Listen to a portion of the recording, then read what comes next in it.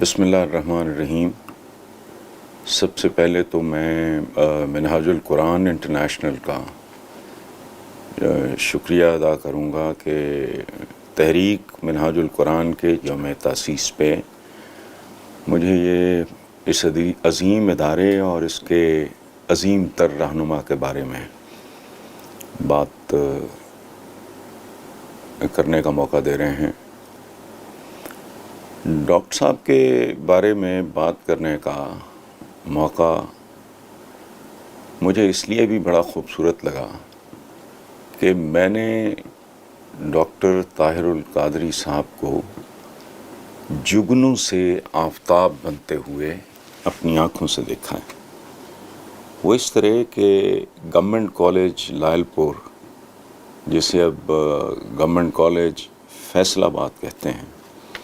Doctor صاحب مجھ سے سینئر تھے، لیکن بطور اسٹوڈنٹ ہی نہیں، بطور ایک ڈبیٹر کے، ایک مقرر کے طور پہ بھی اس زمانے میں ڈاکٹر صاحب کا طوطی بولتا تھا، اور تب بھی ایون اساتذہ یہ بات کیا کرتے تھے کہ he is going to be somebody exceptionally, جسے کہتے ہیں نا، ایکسٹراڈنری ان لائف۔ لیکن ظاہر ہے تب کسی کے وہم و گمان میں بھی نہیں تھا کہ وہ کس فیلڈ میں اتنی بلندیوں کو چھوئیں گے۔ میں فیلڈ کی بات اس لیے کر رہا ہوں کہ پاکستان کی 73 سالہ تاریخ میں شاید ہی کوئی دوسرا انڈیویجول ہو جس نے دینی، علمی، فکری، فلاحی بے شمار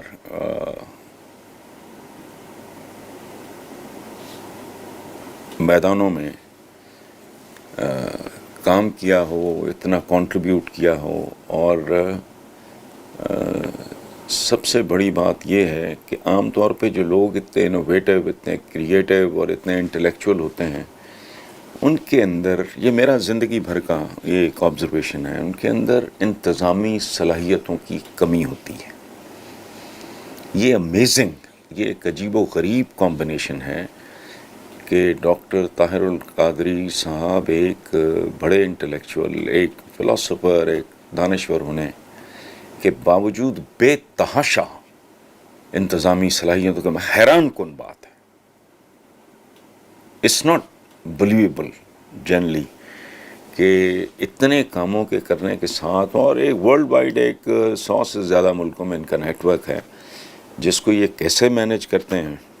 میری سچی بات ہے فہم سے باہر ہے۔ اچھا، تحریک منہاج القرآن نے اپنے 40 سالہ طویل اور خوبصورت سفر کے دوران علم، امن، تحقیق، قرآن و سنت کی حقیقی تعلیمات کے حوالے سے جو کچھ کنٹریبیوٹ کیا ہے، اس کے ساتھ ساتھ بے مثال قسم کے تعلیمی تربیتی ادارے اور پھر بے شمار فلاحی کام انتہائی خاموشی سے، لو پروفائل میں۔ اگر ڈاکٹر صاحب پالیٹکس میں نہ آتے تو شاید لوگوں کو اندازہ ہی نہ ہوتا کہ ایک فرد واحد جو ہے وہ پورے لشکر پہ بھاری ہے اور اس ملک میں کیا کچھ کنٹریبیوٹ کر رہا ہے۔ یہ جو میں نے بات کی ہے کہ تعلیمی ادارے بنانا اور انٹلیکچول دینی خدمات، اس کے علاوہ مستحقین کی خاموشی سے بے تحاشا مدد، میڈیکل ایڈ کے ان کے پروگرامز ہیں، روزگار اسکیم، وسیلہ روزگار اسکیم ہے ان کی، پھر ملک بھر میں غریب بچیوں کی اجتماعی شادیوں کی تقریبات۔ تو میں ایک آرفن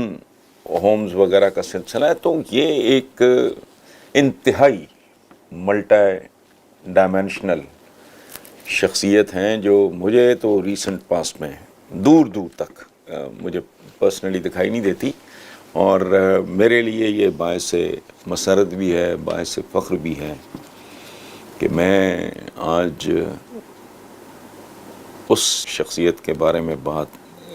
کر رہا ہوں